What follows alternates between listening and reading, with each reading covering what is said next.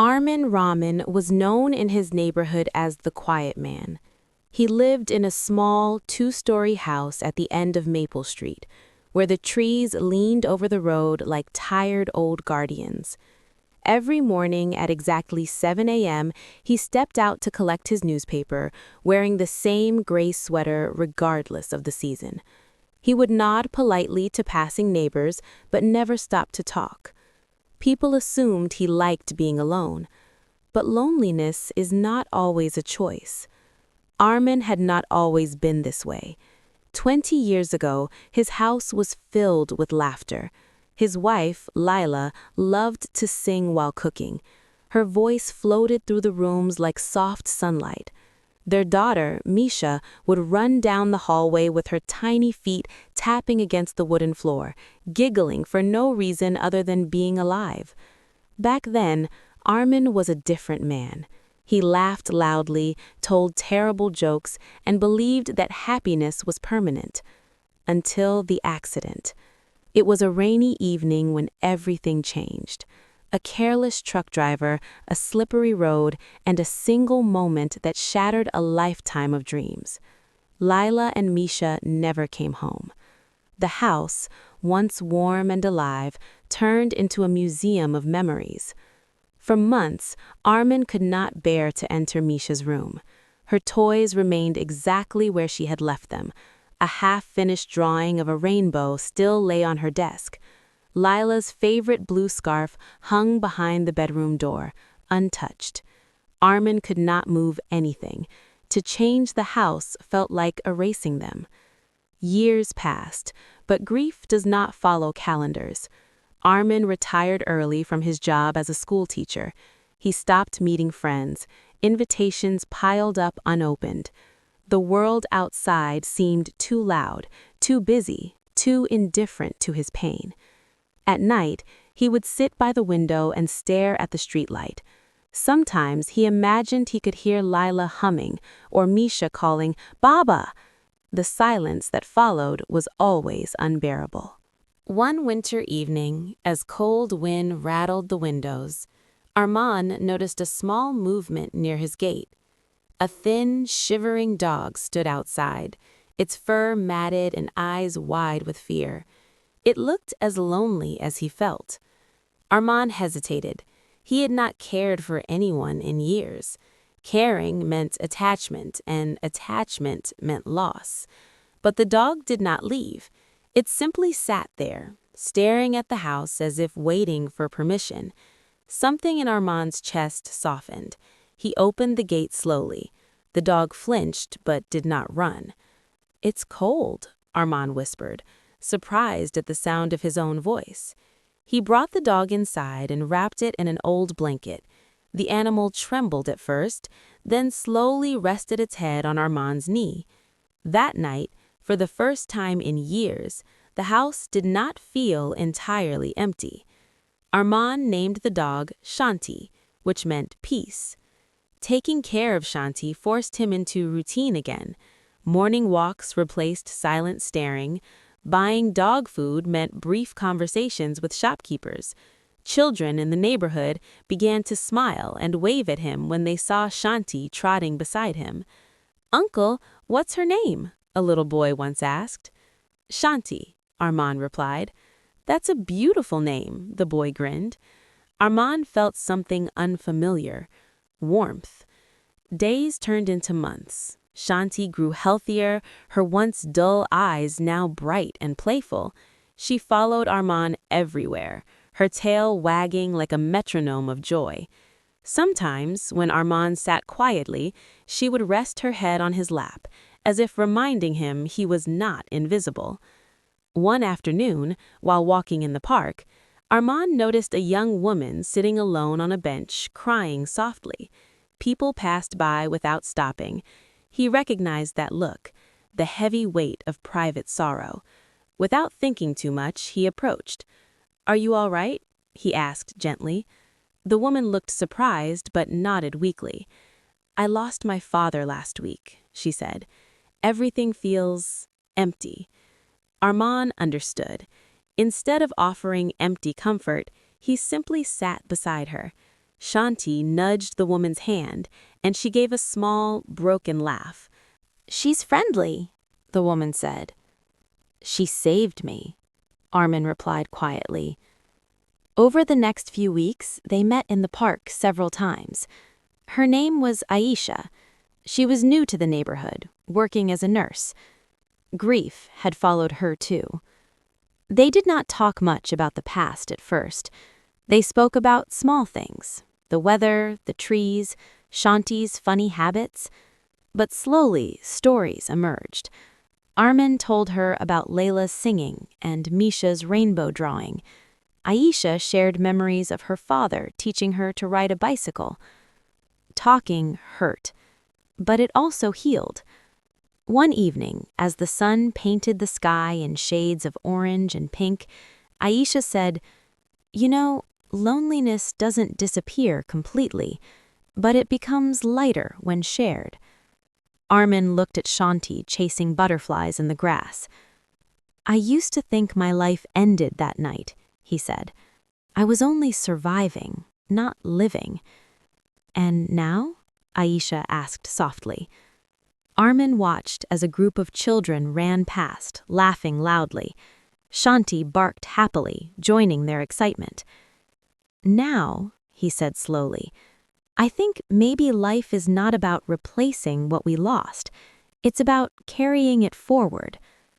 Years later, the house at the end of Maple Street no longer seemed silent. The windows were often open. Sometimes soft music played inside. Not Layla's voice, but something new. Aisha visited often, bringing homemade food. The walls were repainted, though Misha's rainbow drawing was carefully framed and hung in the living room. Armin still missed his family every single day. Grief never vanished, but it changed shape. On quiet nights, he no longer stared at the streetlight alone. Shanti slept at his feet, and sometimes Aisha sat nearby reading a book. The silence was no longer cruel. It was peaceful. Armin learned that loneliness is not the absence of people, it is the absence of connection, and connection can return in the smallest, most unexpected ways, in the eyes of a stray dog, in the tears of a stranger, in the courage to open a gate you once kept closed. The quiet man at the end of Maple Street was no longer just a lonely figure behind a window. He was a man who had loved deeply, lost painfully, and found the strength to open his heart again. And sometimes that is enough. Time did not rush for Armin anymore. It moved gently, like a river that had finally learned not to fight the rocks in its path. Spring arrived quietly that year. The trees along Maple Street bloomed with soft pink flowers, and the air carried a scent of renewal. Armin stood by the window one morning, watching petals drift down like fragile memories. Shanti wagged her tail beside him, ready for their usual walk. But something inside Armin felt different. For years, he had lived as if his story had ended. Now he felt as though a new chapter had begun, uncertain, fragile, but alive. Aisha had become a steady presence in his life. She didn't try to replace the past, she respected it. Sometimes she would pause in front of Misha's framed rainbow drawing and smile softly. "She must have loved colors," Aisha once said. "She did," Armin replied. "She said rainbows mean that storms don't last forever." Aisha looked at him carefully. She was right. One afternoon, while sorting through old boxes in the attic, Armin found something he hadn't touched in years, a small wooden box filled with letters. They were from his former students, written after he retired. He had been a beloved teacher, though he had forgotten that part of himself. He opened one. "Dear Sir, you taught me that even when life is hard, learning gives us hope. I will never forget your kindness." Armin sat down slowly. He had spent years believing he had nothing left to give, but those letters told a different story. That evening, he brought the box downstairs. I used to teach literature, he told Aisha. I loved it. The way stories could change people. Why did you stop completely? She asked gently. I thought, after losing everything, I had nothing meaningful to say. Aisha closed the book she was reading. Sometimes the people who have suffered the most have the most meaningful things to say. Her words stayed with him. A week later, Armand walked to the local community center. His hands trembled slightly as he spoke to the manager. I was a teacher, he said. If you ever need someone to tutor children, I have some free time. The manager's face lit up. We actually do. Many kids here struggle with English and reading. That was how it began. The first day, only 3 children showed up. They were shy, restless, and unsure of the quiet older man in the gray sweater. Armand felt nervous too, but then he started reading a simple story aloud. His voice, though rusty, carried warmth. The children slowly leaned closer. One of them giggled at a funny line. Something inside Armand stirred, a long-forgotten spark. By the 3rd week, more children joined. They called him Sir, with respect and curiosity. Shanti sometimes waited outside the classroom, becoming a small celebrity among the kids. One little girl, named Rena, struggled with reading. She often avoided eye contact, frustrated with herself. I'm just not good at it, she muttered one day. Armand knelt beside her desk. When Misha was little, she couldn't ride a bicycle. She fell again and again. Rena looked up. Did she give up? Armand smiled faintly. No, she said, Baba, I will fall until I don't fall anymore. Rena blinked, then tried again. Weeks later, she read an entire page without stopping. Her proud smile filled the room like sunlight. That evening, Armand walked home feeling lighter than he had in decades. He realized something powerful. Grief had not taken away his ability to give. It had only hidden it beneath layers of sorrow. One rainy night, the kind of rain that once terrified him, Armand sat quietly in the living room. The sound of raindrops against the windows used to bring back painful memories of the accident. But now, Aisha was there, sipping tea. Shanti lay curled up on the rug. It's raining, Aisha said softly. I know, Armand replied. They sat in silence for a moment. Does it still hurt? She asked carefully. Yes, he said honestly. It always will. He paused. But it doesn't destroy me anymore. The rain continued to fall, but it no longer felt like a reminder of loss. It felt like part of life, sometimes heavy, sometimes gentle. Months passed. The children at the community center improved. Some of their parents came to thank him.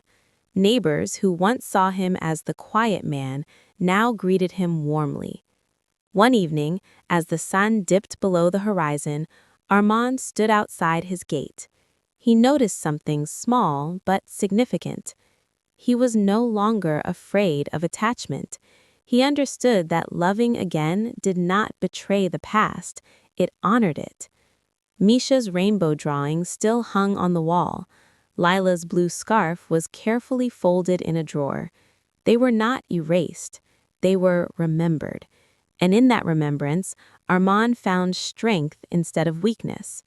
On his birthday, the children surprised him with a handmade card. Inside, they had drawn a rainbow. At the bottom, Rena had written in uneven letters, "Storms don't last forever." Armand's eyes filled with tears, not only of sadness but of gratitude. He had once believed that loneliness was his final destination, but he had learned something deeper. Loneliness can visit anyone. It can sit beside you in an empty house and whisper that your story is over. But stories do not end unless we close the book. Armand chose to turn the page, and as he looked around his once silent home, now filled with quiet laughter, soft music, and the gentle breathing of a sleeping dog, he realized that he was no longer just a lonely man. He was a man who had survived the storm. And like his daughter's rainbow, he had found color again. Years have a quiet way of reshaping pain. Armand's hair had turned completely silver now, and fine lines marked his face like soft reminders of time's gentle passage.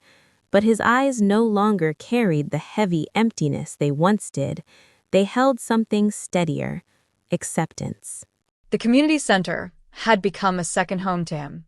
What started with 3 children had grown into a small evening class of 15. Some came for help with reading, others simply to be somewhere safe and heard. Armin understood that need. One evening, a new boy joined the class. His name was Sammy. He was withdrawn, sitting in the back corner, arms crossed, refusing to participate. When Armin asked him to read, Sammy shook his head. "I don't care about stories," he muttered. The words hit Armin in a familiar way. He had once told himself something similar, that stories, memories, feelings, none of it mattered anymore. After class, Armin sat beside Sammy. "Can I tell you a secret?" he asked gently. Sammy shrugged. "There was a time when I thought my story had ended. I didn't care about books either. I didn't care about anything."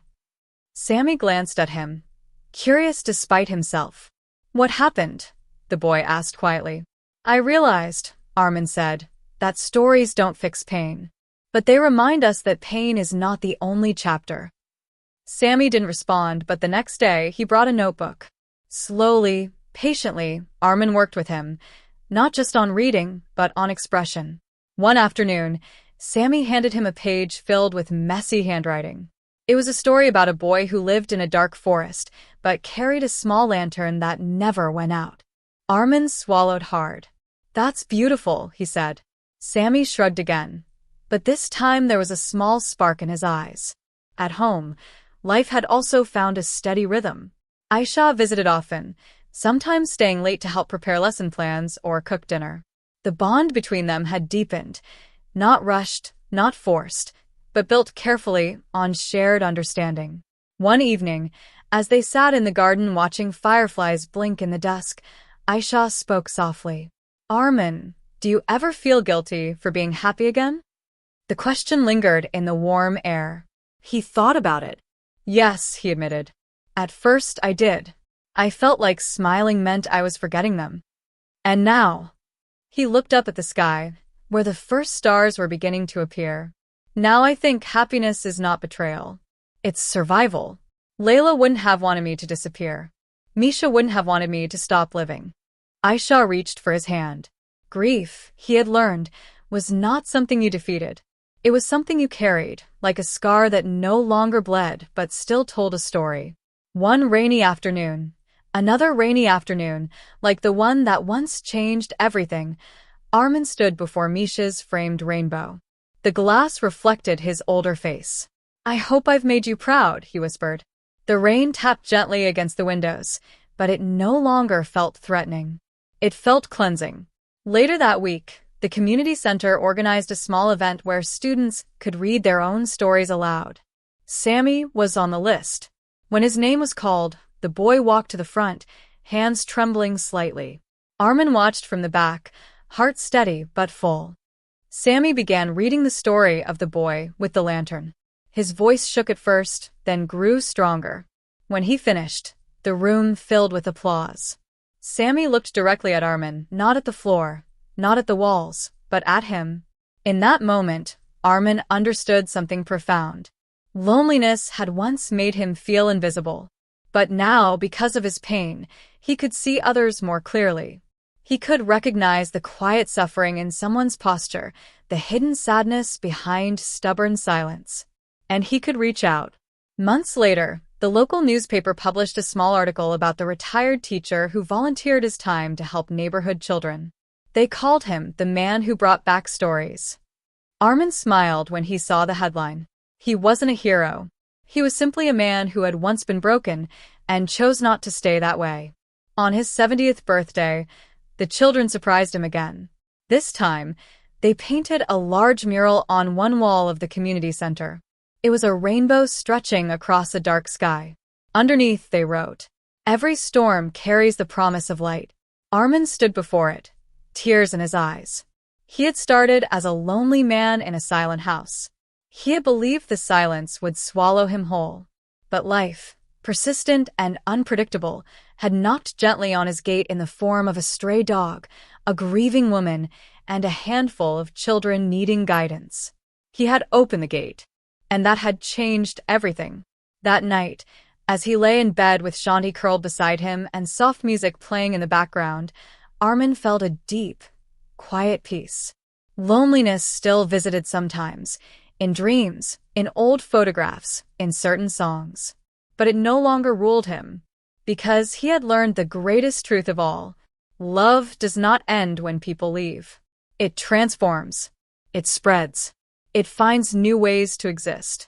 And in sharing his love, through teaching, through kindness, through simply listening, Armin ensured that the echoes of silence were replaced by echoes of hope.